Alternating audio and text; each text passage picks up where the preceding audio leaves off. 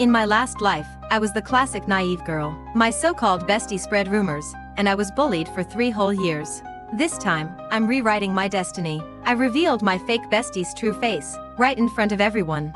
Hey guys, it's Amber here. Today, we're diving back into this rebirth revenge saga. In her past life, Mace's husband and her bestie T stabbed her in the back. They threw her off a high building. Pause, for real. But surprise, she was reborn, 10 years in the past. After coming back, Mace saw it, every disaster was still on schedule. There's no way to avoid this. She has to let someone else replace her. And that's why the show has this title. The heroine's plan? Match her bestie with her cheating husband to rewrite her destiny. But at the end of the last episode, Mesa revealed T's true face at the class reunion. The two cut all ties, completely. Now, how is Mesa supposed to match T with the cheating husband? Turns out, Mesa doesn't even have to lift a finger. The very next day after the reunion, T went straight to her and their classmate Tanabe. She apologized to both of them. She explained why she spread rumors back then, was because she was obsessed with Mesa. She feared losing Mesa to someone else, and that's why she acted so immaturely. Even Tanabe wouldn't buy such a ridiculous excuse. Mesa, of course, saw right through it. The only reason they invited her to the reunion was just to see her humiliated. But to keep her revenge plan alive, Mesa, of course, decided to forgive her. Besties forever, right? Anyone who trusts you again? A total fool. Their plastic friendship? Back in full force.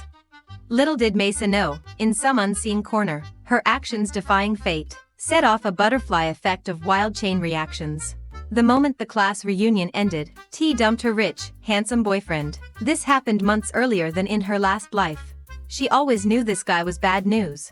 Turns out, she wasn't the only one, he had a real girlfriend too. She used this to corner him, and got herself a massive payout. And now, she had her eyes on someone new. Her new target? The male lead himself, Suzuki. She found her chance, and made sure to bump into him. And just like that, they met. Mesa never saw this twist coming. Should she step in, or just let it be? Back at work, her trashy boss Fu Tian started picking on her again. She and manager G poured their efforts into a proposal, a meticulously crafted plan for Sunshine Muscat grapes. They handed it in a whole month early. Now, the presentation is due next week. Their trashy boss demanded they throw it all out and start from scratch. This trashy boss never does anything remotely decent. In her past life, Mesa and manager G pulled all-nighters for days, tweaking countless drafts, and in the end, every single one got shot down. Manager G was stuck at work and couldn't pick up her kid, and then, her kid accidentally fell and broke a bone. Mesa, in all the chaos, made a mistake. She accidentally sent the rejected first draft as the final version, and she sent it straight to her boss. But instead, her boss praised her for it. In her past life, the boss pretended he actually read it. But in truth, she had sent the wrong version. And that selfish boss? He praised the improvements. That's when it hit them, they realized the truth. So the terrible boss? Never even read the proposals. They were nitpicking on purpose. No matter how good it was, they sent it back for rewrites anyway. Oh, and the Sunshine Rose proposal? Huge success after approval. Guess who took all the credit? The terrible boss. In the end, manager G burned out and quit on her own. Mesa? She left too, cancer diagnosis. T? She played the boss and went from temp to full-time. But this time, she's got experience from her last life. She's ready to take on what's next. Mesa came clean to manager G about the truth. Let's tweak the font and layout, then hand it in. Just fool him, he won't even notice. And guess what? The lousy boss praised them anyway. Deja vu, it happened just like her last life.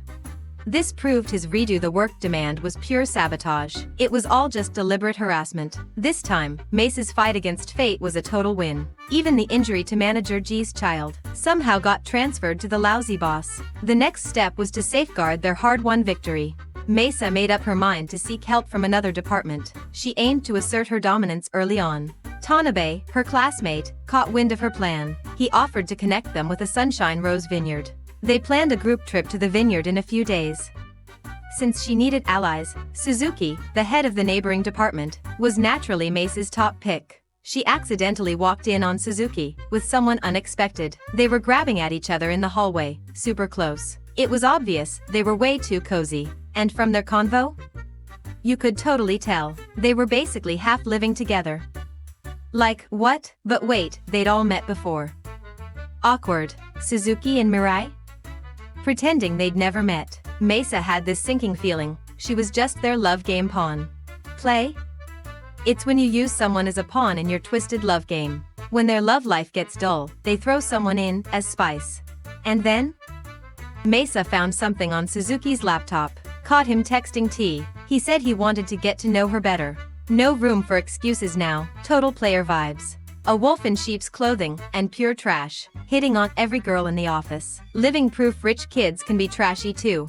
Suzuki's sleaze?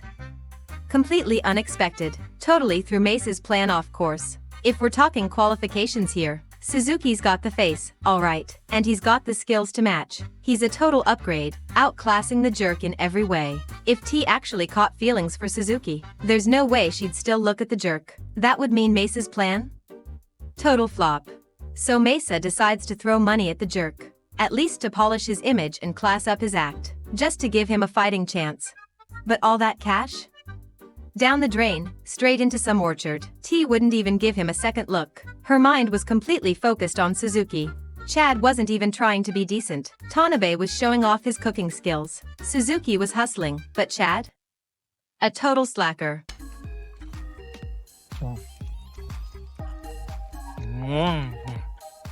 T was relentless, pouring cup after cup. She knew Suzuki and Mesa were pretty close. To boost her chances, right there, she spilled the tea about Mesa and Chad's marriage.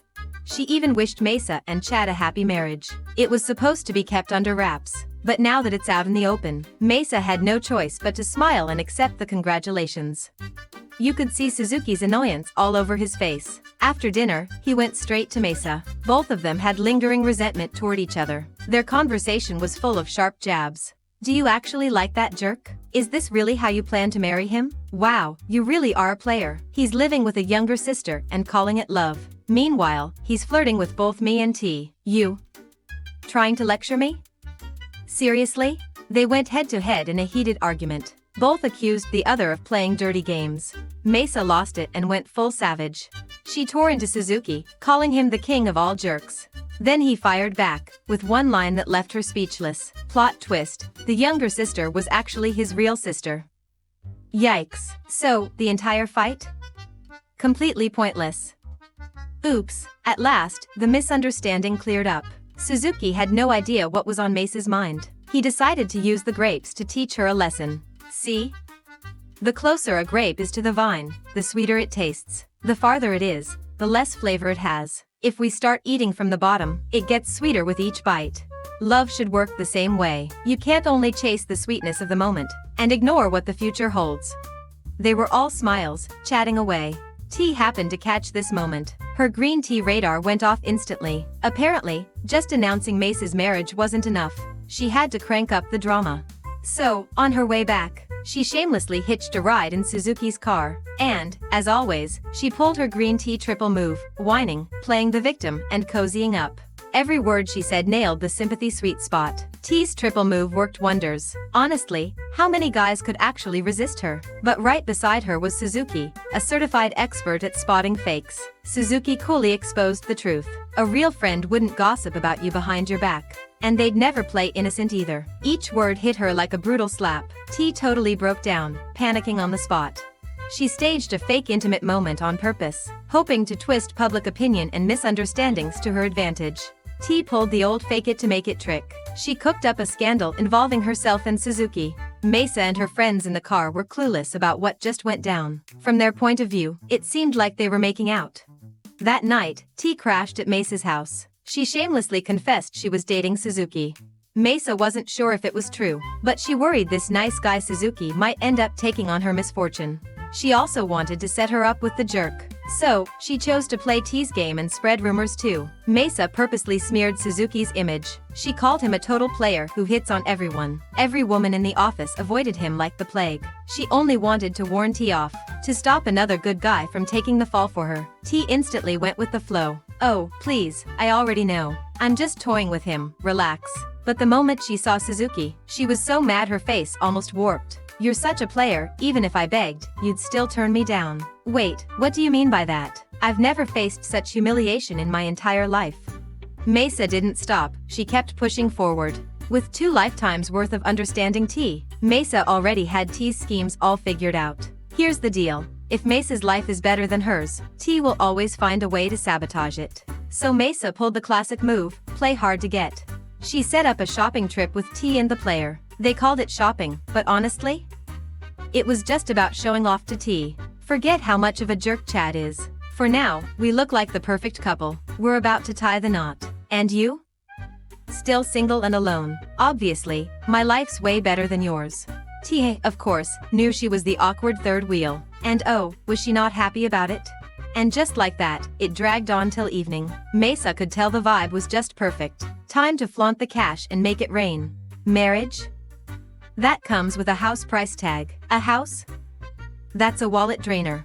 Mesa casually dropped a bomb. Turns out, Chad's into crypto. And he's cashing in big time. His investment? It's tripled, maybe even quadrupled. But Mesa knew all along. Chad? He's gonna lose it all. Every penny. Does it matter? Not one bit. The main goal? Let T know the guy's rich now. And just as expected, the moment Mesa went to the restroom, T wasted no time and made her move.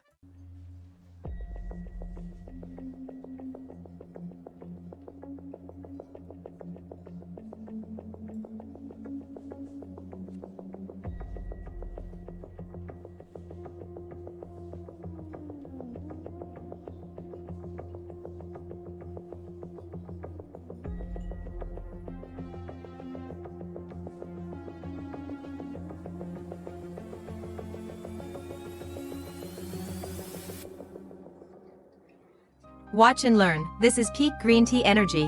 One flick of her finger, and the guy was utterly spellbound.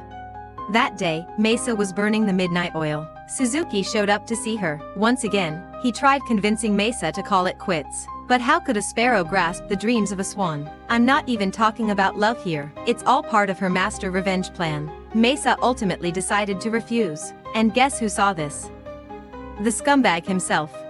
He's basically got the brain of a single-celled organism. T just stirred him up with her petty schemes. He recycled the same 3 lame moves he tried on Suzuki, and pulled them all out, again. Oh, check out your fiancée. She's now following Tanabe on Weibo.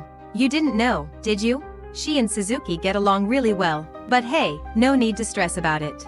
I mean, her mom did have an affair back in the day, and then just up and left the family. But hey, cheating isn't exactly genetic. I mean, you're amazing. Like, who'd dare cheat on someone like you, right? So he was like, nope, I'm crashing at Mesa's place tonight. And obviously, Mesa was like, no way, bringing that jerk home?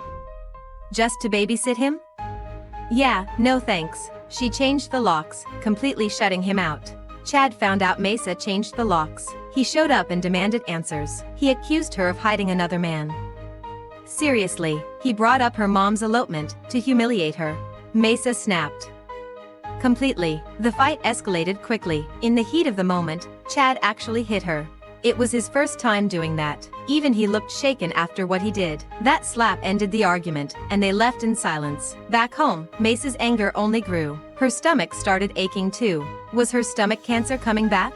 Did she really need to stay tangled with those two? By the next day, T made her move again, flipping the script on Mesa. She claimed Chad showed up yesterday, asking about your thing with another guy. What a jealous guy. Marriage? Think twice before you say I do. Mesa looked at her, pure disgust written all over her face.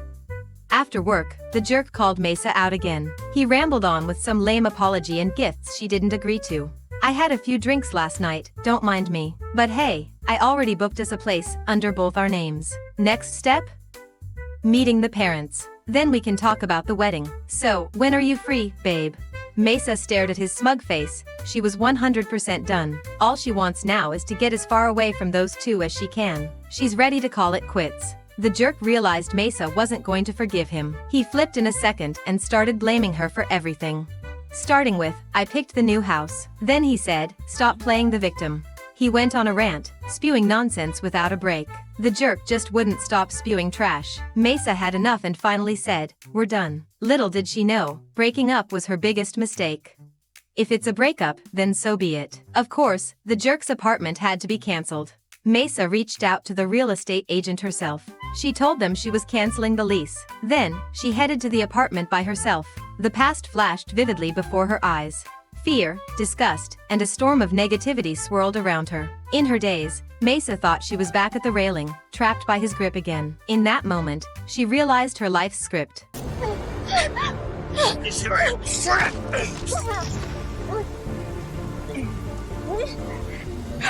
was hers to rewrite. If no one is there to take her place, but insists on rewriting her destiny, she'll face the final curtain call. In short, Mesa's new life isn't one where she can forcefully alter fate. She broke up with the jerk right away, but the jerk and T's relationship hasn't fully blossomed yet, and no one is left to shoulder her bad luck. Then fate itself will come to an abrupt halt. Luckily, right at the critical moment, Suzuki lifted her off the railing. His sister told him Mesa would be here, so he made it just in time. Then he dropped a bombshell. "I swear, I'll never let you die again." Hearing this, you've probably figured it out. That's right, Suzuki is living his second life too. That's all for this episode. I'm Amber. Don't forget to like and follow. See you next time.